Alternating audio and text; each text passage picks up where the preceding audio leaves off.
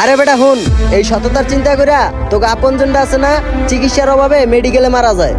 আর এই যে তোর ভাই আছে না ভাই, তোর বাইরে তো বাঁচাইতে পারবি না, তোর ভাই তো মরবে, কনফার্ম তোর ভাই মরবে।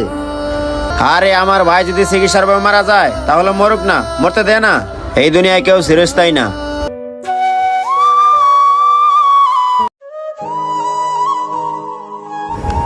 ওই মিরাজ, এই এদিকে আয়।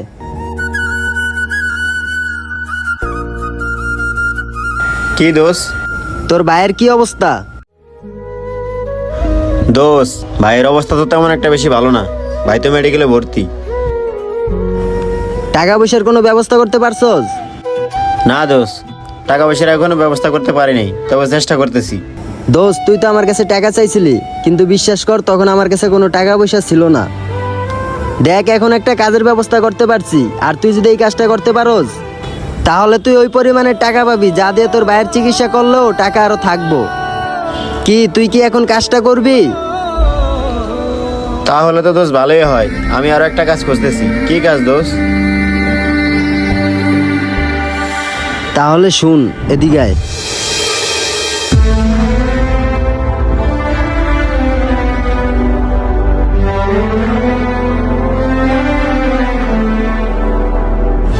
এই না, এটা ধর।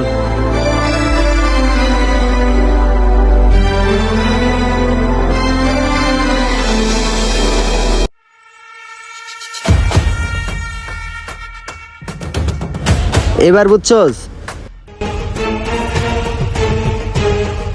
এটার মধ্যে কি আছে?